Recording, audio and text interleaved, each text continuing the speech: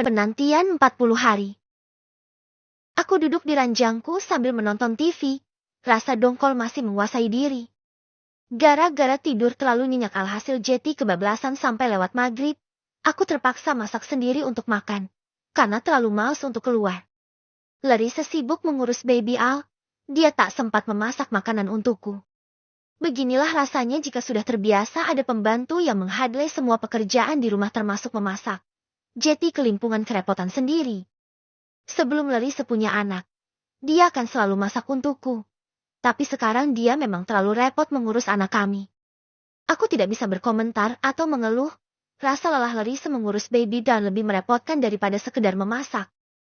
Larissa masih mengayunkan baby Darren dengan gendongan sambil menyusui. Sesekali aku akan memperhatikan dia. Jika aku bisa menyusui, aku akan menggantikannya. Sah. Kamu belum makan malam loh. Makan dulu, Gih.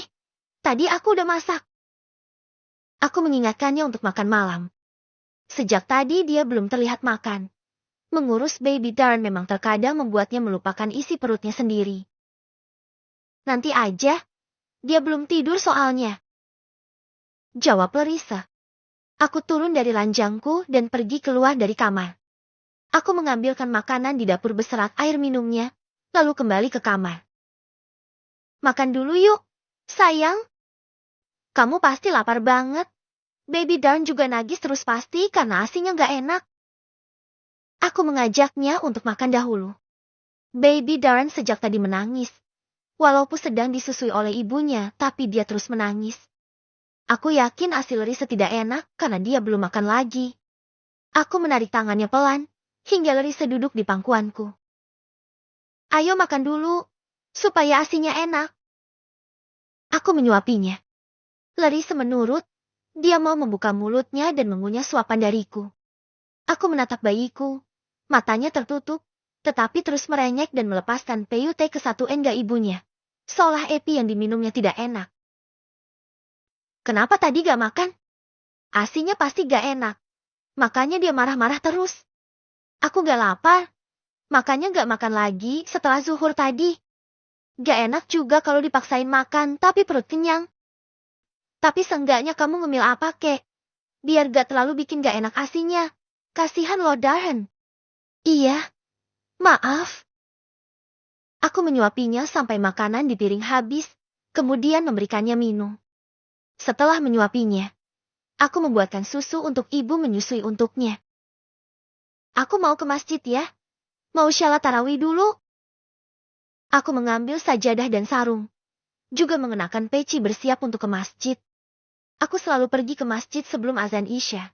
Karena jaraknya cukup jauh dengan berjalan kaki, jadi aku akan telat jika pergi setelah azan. Iya, hati-hati di jalan ya. Didinya Darren. Aku keluar dari rumah setelah berpamitan pada Larissa. Berjalan kaki sendirian menuju ke masjid terdekat. Ini adalah malam terakhir aku ikut shalat tarawih. Lebih tepatnya untuk semua umat muslim di dunia. Karena besok adalah hari terakhir berpuasa dan lusa adalah hari raya. Tidak akan ada lagi shalat tarawih sampai tahun depan. Dan itu pun belum tentu akan aku temui juga. Azan Isya berkumandang sebelum aku sampai di masjid. Orang-orang di sekitar komplek perumahan tempatku tinggal juga mulai keluar dari rumah mereka dengan membawa seperangkat alat syalat. Mereka juga pasti sama seperti aku yang tidak mau ketinggalan momen tarawih terakhir. Tak jarang dari mereka juga menyapaku. Aku membalas sapaan mereka sesopan dan seramah mungkin, supaya aku bisa banyak teman dan kenalan. Sampai di masjid, aku mengambil wudhu di tempatnya, bergantian dengan yang lain. Setelah itu, aku masuk ke masjid dan bersiap untuk shalat Isya berjamaah. Masjid cukup penuh oleh jamaah. Baik wanita ataupun lelaki, ini sudah biasa terjadi jika di akhir Ramadan. Pada malam biasanya cukup sepi. Sepulang dari masjid, aku langsung mengunci pintu rumah dan naik ke lantai 2. Masuk ke kamar, lalu menyimpan sajadah di tempat semula. Selamat datang, sayang. Suara manja itu terdengar di telinga. Aku membalikan tubuh dan melihat Larissa duduk tepian ranjang dengan menggunakan lenserie dan dandanan yang cantik. Senyumannya menggoda. Dia turun dari ranjang dan mendekat padaku. Aku melongo dibuatnya. Seksi sekali istriku malam ini. Kok malah bengong? Gak kangen sama aku? Tanyanya dengan ekspresi manja. Larissa melingkarkan tangannya di leherku, bergelayut manja seperti biasa saat kami saling menginginkan. Mataku terfokus pada bibirnya yang malam ini dipolesi lip gloss aroma strawberry, kesukaan kami. Kamu sengaja? Tanyaku. Sengajalah. Kan siapin diri buat suami juga ibadah. Apalagi suamiku udah puasa terlalu lama. Kasihan dong. Jawabnya sensual. Tangannya membelai wajahku, lembut sekali di pipi ini. Memangnya udah boleh? Boleh kok. Aku juga kangen kamu sayang. Larissa melepaskan peciku dan menyimpannya. Dia lalu membuka kancing baju kokoku dan meraba-raba dadaku. Aku mendaratkan kecupan di bibirnya. Rindu sekali akan kemesraan seperti ini. Dia melenguh ketika lidahku menerobos masuk ke dalam mulutnya. Lidahnya menyambut dengan liar. Selama beberapa saat kami bergumul, Larissa melepaskan diri dariku. Kemudian dia menuntun tanganku. Dia membawaku ke tempat tidur dan menjatuhkan diriku. Dia sangat nakal sejak usianya bertambah dewasa. Terkapar di sampingnya dengan nafas yang masih memburu. Kriing, kriing, kriing. Suara itu berisik sekali, hingga membuat tidur nyenyaku terganggu. Aku meraih jam waker yang selalu berbunyi setiap pukul 3 itu, sebagai alarm untuk membangunkan kami untuk shower dan mematikannya. Karena bunyinya sangat mengganggu sekali. Kulihat Larissa masih nyenyak di pelukanku. Aku mengecup bibirnya dan turun dari tempat tidur. Aku langsung mandi besar setelah melakukan aktivitas semalam, yang berhasil menambah asupan semangat untukku. Usai mandi, aku memakai pakaian dan menyisir rambut. Aku pergi ke dapur untuk masak. Tak tega jika harus membangunkan Larissa. Setelah semalam aku kerja cukup lama.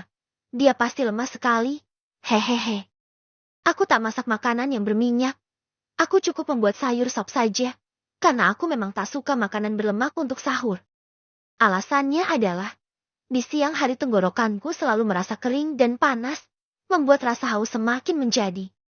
Aku masak dan makan sendiri. Sepi juga tak ada teman sahur. Biasanya ada Adnan dan Biijah yang menemani sahur setiap malam. Aku jadi rindu mereka. Kuharap waktu 2 minggu cepat berlalu dan mereka bisa pulang ke rumah ini lagi menemani kami. Selesai makan sahur, aku sikat gigi, membersihkan sisa-sisa makanan yang terselip di sela-sela gigi. Larissa masih tidur.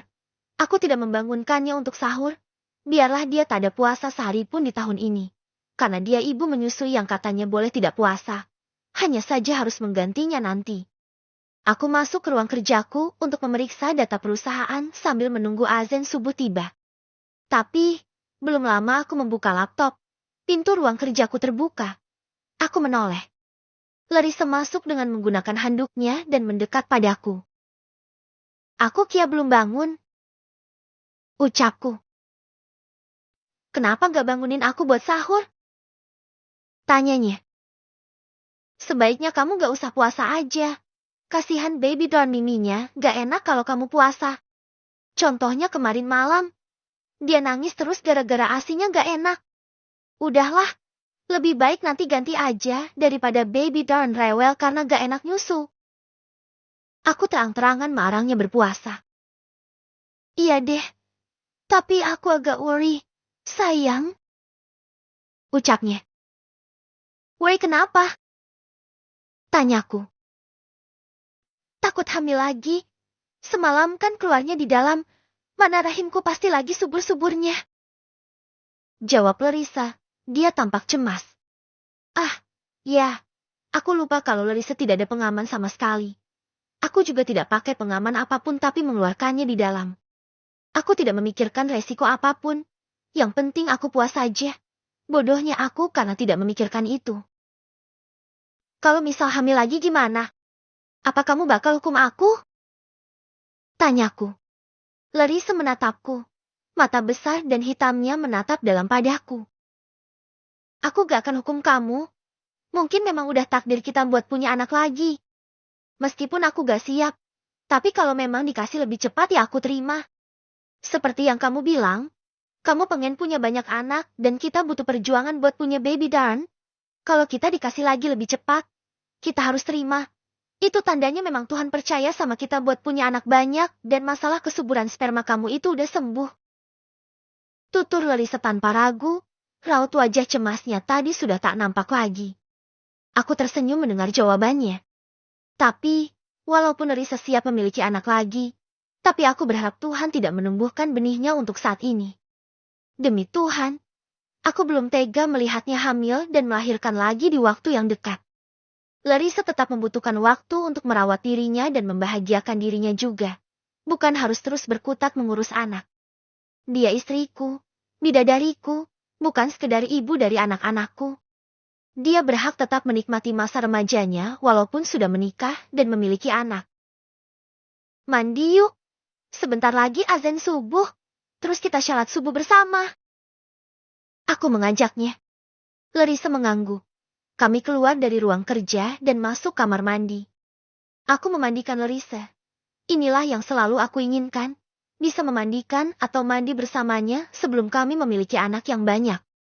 Intinya, aku masih ingin bebas melakukan kemesraan yang sering kami lakukan sejak kami saling mencintai. Belanja di pasar.